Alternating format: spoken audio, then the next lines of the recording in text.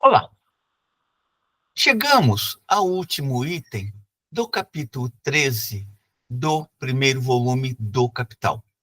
Capítulo este que se intitula Maquinaria e Grande Indústria. Neste último item, que é o item 10, Marx está discutindo a relação da grande indústria com a agricultura. Será que o efeito da maquinaria na agricultura é distinto do efeito da maquinaria na grande indústria? Marx dirá que não. O resultado é o mesmo, ou seja, a supressão da força de trabalho. Portanto, o uso da maquinaria na agricultura atua no sentido de tornar excedentes os trabalhadores.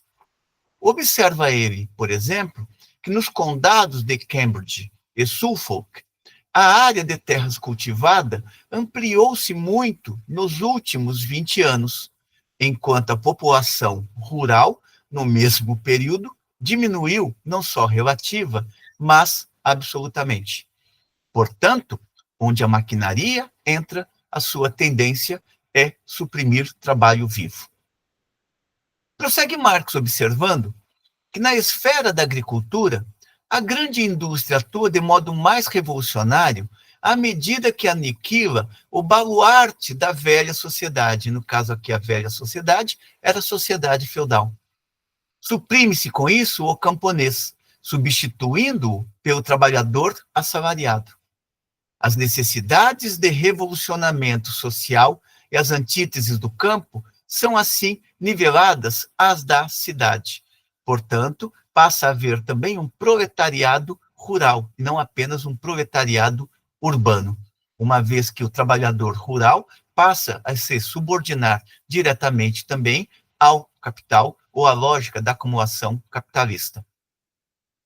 Assim, no lugar da produção mais rotineira e irracional, surge a aplicação consciente, tecnológica da ciência. A ruptura do laço familiar original de agricultura e manufatura, que envolvia a configuração infantilmente não desenvolvida de ambas, é completada pelo modo de produção capitalista. Portanto, o capital chega ao campo. Mas ele cria, ao mesmo tempo, os pressupostos materiais de uma síntese nova, mais elevada, da união entre agricultura e indústria. União entre agricultura e indústria, na medida em que a agricultura também se industrializa, na medida em que a agricultura passa a ser regida também, cada vez mais, pelos padrões adotados na indústria. Hoje, quando se fala em agronegócio, não estamos falando de produção de grãos no campo. Estamos falando de uma produção que se utiliza fortemente dos padrões industriais e segue rigidamente os padrões industriais. É apenas na mentalidade bastante arcaica de que é o campo que alimenta a cidade que subsiste a ideia de que a agricultura de hoje é idêntica à agricultura que era praticada antigamente pelo sitiante.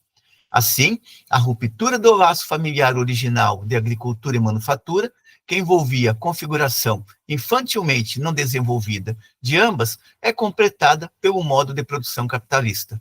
Mas ele cria, ao mesmo tempo, os pressupostos materiais de uma síntese nova, mais elevada, da união entre agricultura e indústria.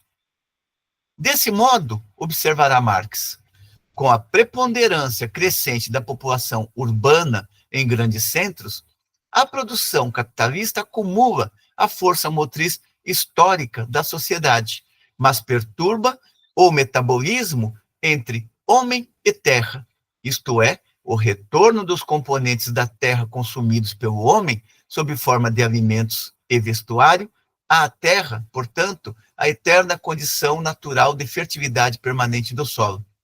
Com isso, ela destrói simultaneamente a saúde física dos trabalhadores urbanos e a vida espiritual dos trabalhadores rurais.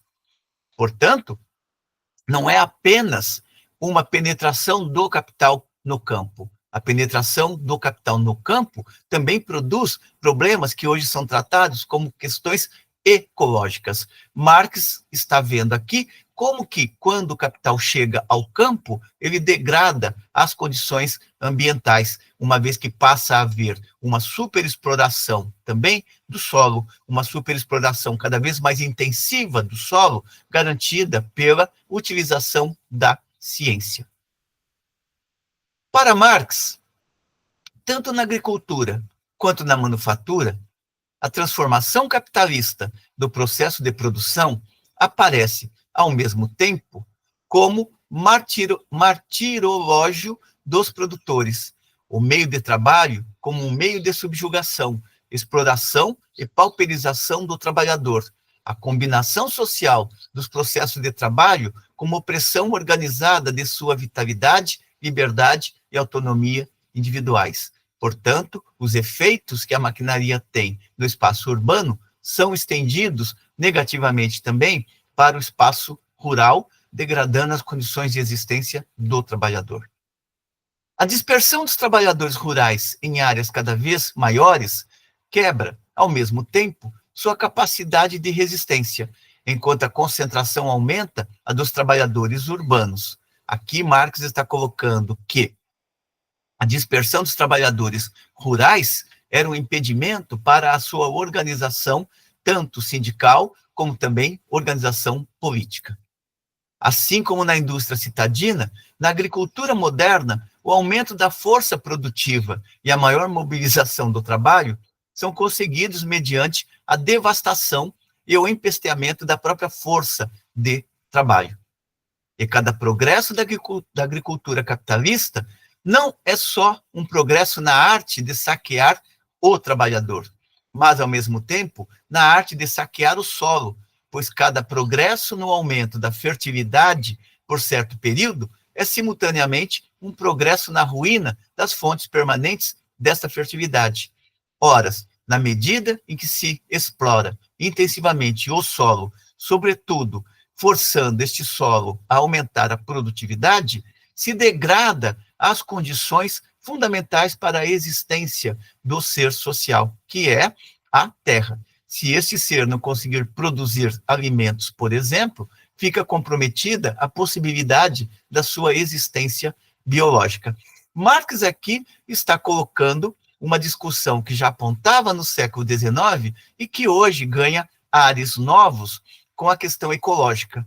O problema é que a discussão sobre a questão ecológica nem sempre vem amarrada à discussão do capital, tal como deveria ser feita.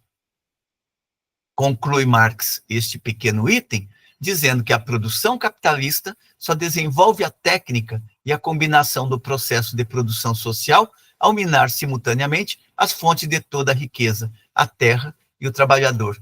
Portanto, assim como o capital teve uma marcha devastadora no espaço urbano, o capital passa a ter uma marcha devastadora também no espaço rural, eliminando a distância entre o campo e a cidade e unificando a degradação do trabalhador em ambas as partes e também a degradação daquilo que hoje se chama por meio ambiente. Com isso, Marx conclui a discussão do capítulo 13 do Capital, que é o capítulo da maquinaria e grande indústria. Espero que tenham gostado da discussão.